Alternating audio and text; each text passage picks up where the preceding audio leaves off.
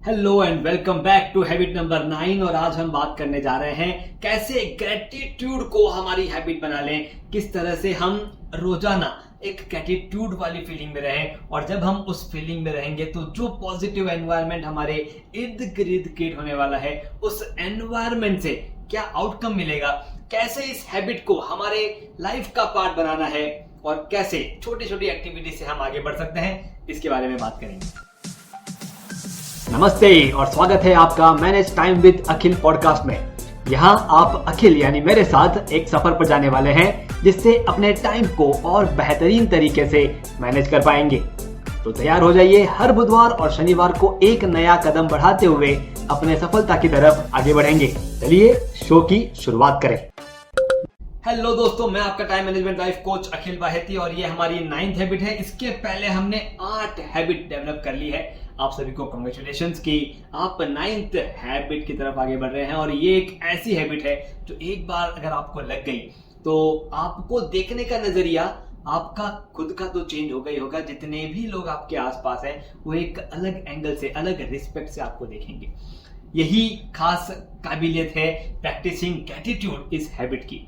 अब इसमें क्या होगा, जैसे ही आप ग्रेटिट्यूड को प्रैक्टिस करोगे, सबसे पहला बदलाव क्या आएगा, जो आपका मूड है वो अगले लेवल पे चला जाएगा। आप सोचिए, कोई इंसान आपसे मिलने आया है और जब वो मिलने आया है और आप एक लेजीनेस वाले सिचुएशन में हो और वो आपके लिए कोई अच्छी डील लेकर के आया है, वहां पर क्या आउटकम होने वाला है। वो शायद अपने अच्छे मूड को लेकर के आया है और आपका मूड अगर अच्छा नहीं है तो वो जो चीज वो कन्वे करने आया था वो पूरी कन्वे नहीं कर पाएगा और इवेंचुअली वहां पर वो डील पूरी नहीं होगी। जब आप ग्रेटिट्यूड की प्रैक्टिस करते हैं तो हम अपने ही मूड को एलिवेट करते हैं, हम अपने ही मूड को अगले लेवल पे ले जाते हैं। क्योंकि एक बार एक चीज के लिए ग्रेटिट्यूड कहना मतलब आपके सराउंडिंग में अनेक वाइब्रेशंस को क्रिएट करना। हमें बारिश पसंद है और बारिश के वक्त अगर सूरज निकल जाए तो हमें दिखता है रेनबो, इंद्रधनुष। अब मुझे बताइए, इंद्रधनुष में क्या कोई फीलिंग है या कोई वाइब्रेशन है जिसकी वजह से हमें अच्छा लगता है? वो सिर्फ एक साइंटिफिक रिलेशन है कि सूरज की किरणें जो है वो बारिश के बूंदों पे गिरती है और वहां से रिफ्लेक्शन होकर के मल्टीपल कलर बाहर निकलते हैं। उसमें कोई वाइब्रेशन नहीं है, बस वो जैसे ही दिखता है वी फील इट, और जैसे हम उसे फील करते हैं हम खुश हो जाते हैं, हमारे अंदर का मूड जो है वो एलिवेट हो जाता है। बस यही काम करेगा वो ग्रेटिट्यूड, जिस तरह से आपका मूड एलिवेट होना शुरू हो जाएगा। अच्छा, सिर्फ मूड ही एलिवेट नहीं होगा, आपका जो मोटिवेशन फैक्टर है, हम सभी जन मोटिवेशन ढूंढते रहते हैं कि ये काम नया चालू करना है, इसके लिए मोटिवेशन चाहिए, ये वाला चीज जो हमें पूरा करना था इसके लिए मोटिवेशन चाहिए। ये जो मोटिवेशन है ये आपके अंदर ही छुपा हुआ है। बस आपको कुछ एक्टिविटीज ऐसी करनी है जिससे उस मोटिवेशन को बाहर निकालने का मौका मिले। मैं आपको आज सिर्फ 2 टास्क देने वाला हूं और वो 2 टास्क जैसे ही आप पूरा करोगे, आपके अंदर विद इन दिस 2-3 डेज आप वो बदलाव देख लेंगे। ये बदलाव मैं रोजाना महसूस करता हूं। आज जो भी मेरी एनर्जी लेवल्स है वो अगर मेंटेन हो रही है तो इस पर्टिकुलर एक्टिविटी की वजह से मेंटेन हो रही है। ग्रेटिट्यूड प्रैक्टिस करना, इसके 2 अलग अलग पहलू हैं। एक, सच में अंदर से वो फीलिंग लेकर के आना कि हाँ, मुझे इस चीज के लिए ग्रेटिट्यूड है, thank you very much for being there in my life. और दूसरा, ऊपरा ऊपरी जो हम सबको कहते रहते हैं thank you very much, thank you, वो ग्रेटिट्यूड। लेकिन हम जिस ग्रेटिट्यूड की प्रैक्टिस कर रहे हैं वो ग्रेटिट्यूड अंदर से आना चाहिए, हमें ऊपरा ऊपरी का ग्रेटिट्यूड नहीं चाहिए। तो चलिए बात करते हैं टास्क नंबर 1 की। सबसे पहला टास्क आपका होने वाला है, आपको एक डायरी मेंटेन करनी है और उस डायरी में आपको 3 चीजों के बारे में रोज सुबह या रात, या आप टाइम डिसाइड कीजिए, आपको 3 चीजों के बारे में थैंक यू लिखना है। आपको लिखना है थैंक यू वेरी मच, और जिनको आप थैंक यू लिख रहे हो उसे एक्सप्लेन करना है। जैसे आपको परिवार को थैंक यू बोलना है कोई एक चीज के लिए, तो आप क्या लिखेंगे, I am thankful to my family, और ये सेंटेंस वहां पे खत्म हो गया। ऐसे नहीं लिखना है, आपको थोड़ा सा स्पेसिफिक होना है कि कौन सी ऐसी चीज परिवार ने की जिसके लिए आप थैंकफुल हो। आई am thankful for my family for supporting me in my job, for supporting my business, for supporting me in my friends goal, friends trip। जो भी वहां पर एक्चुअल आउटकम है वो आपको लिखना है। इससे क्या होगा, जैसे ही आप एक्चुअल आउटकम लिखना शुरू कर देते हो, आपके जो वाइब्रेशंस है वो मल्टीपल फैक्टर्स में आगे बढ़ते हैं। आप जब शॉर्ट में लिख देते हो तो आपके वाइब्रेशंस और इवन आपका ब्रेन भी कंफ्यूज है कि हाँ ठीक है, फैमिली को थैंक यू तो बोल दिया है, लिख दिया है, और वो ऑन गोइंग प्रोसेस की तरह वो हो जाती है, वो नहीं चाहिए। 3 चीजों के बारे में लिखना है। ऐसा हो सकता है कि आज जब आप पहली बार लिखना शुरू करेंगे तो आपको शायद तुरंत कोई चीज ध्यान ना आए, तो आप जो पेन से लिख रहे हो उससे आप शुरू कर देना, जो थॉट से आप ब्रेन से आप थॉट करते हो उसके बारे में लिखना शुरू कर देना। बस कोई भी एक पॉइंट उस वक्त याद आए कि आज इसने मेरी मदद की, वहां से लिखना शुरू कर देना।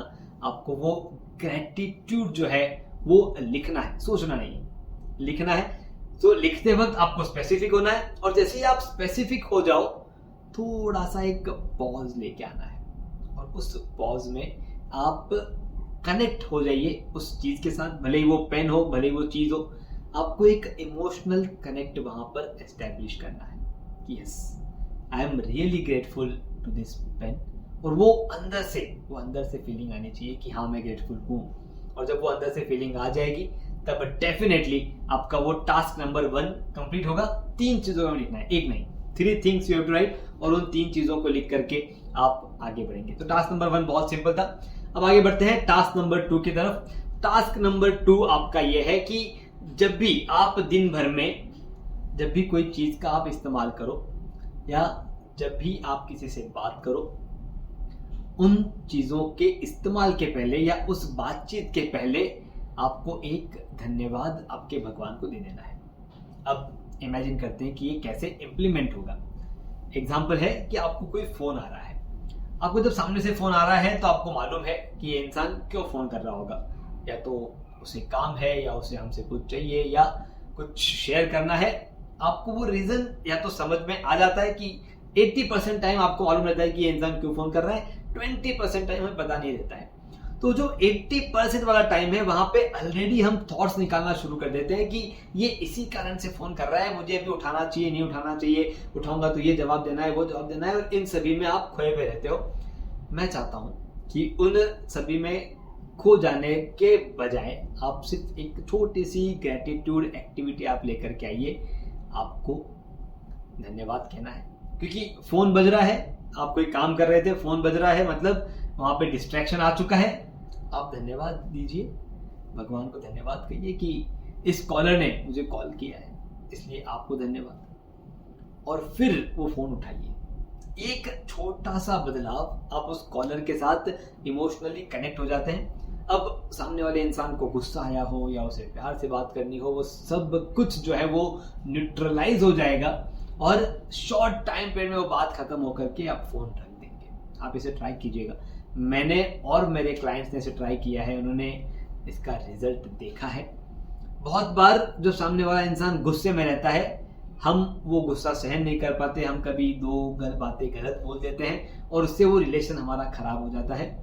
ये प्रैक्टिसिंग ग्रेटिट्यूड के जरिए आप उस रिलेशन को मेंटेन रखेंगे। आपको बस यही करना है, जैसे आपने पेन उठाया, आप लिखने वाले हैं कुछ, आप कहिए थैंक यू भगवान, आपने ये पेन बनाया जिससे मैं आज ये लिख पा रहा हूँ। आपको कोई चेक पे साइन कर रहे हैं, आप जब कोई ऑनलाइन ट्रांजैक्शन कर रहे हैं और आप एंटर बटन दबाने वाले हैं, सबमिट बटन दबाने वाले हैं, एक ग्रेटिट्यूड, थैंक यू, मैं इस काबिल हूं कि मैं ये चीज कर पा रहा हूं।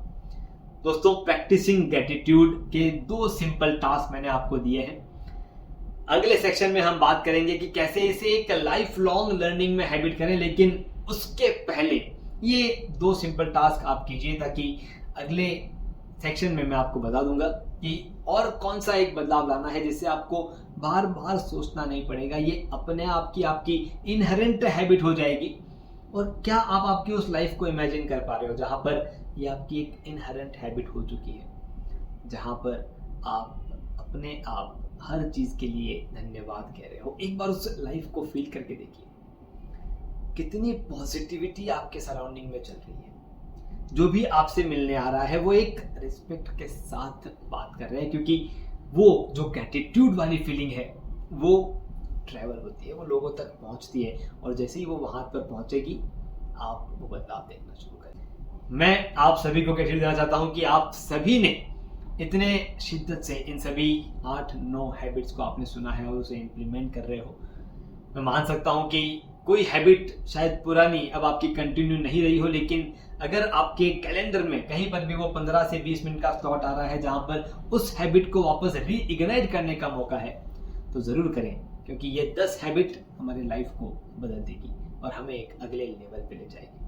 Thank you very much. मैं आपका टाइम मैनेजमेंट लाइफ कोच वापस मिलेंगे अगले सेक्शन में और इस प्रैक्टिसिंग ग्रैटिट्यूड को लॉन्ग टर्म हैबिट में कन्वर्ट करेंगे। तब तक के लिए गुड बाय। धन्यवाद। आपने सुना manage time with Akhil podcast का यह एपिसोड, जिसमें बताई गई टाइम मैनेजमेंट तकनीक के जरिए अपने जीवन में हम एक कदम आगे बढ़े। अगले एपिसोड के जरिए अगला कदम उठाने के लिए इस चैनल को, शो को सब्सक्राइब जरूर करें। ध्यान रहे, आपके रेटिंग्स और रिव्यूज से हमारे बीच की दूरियां कम हो जाती है।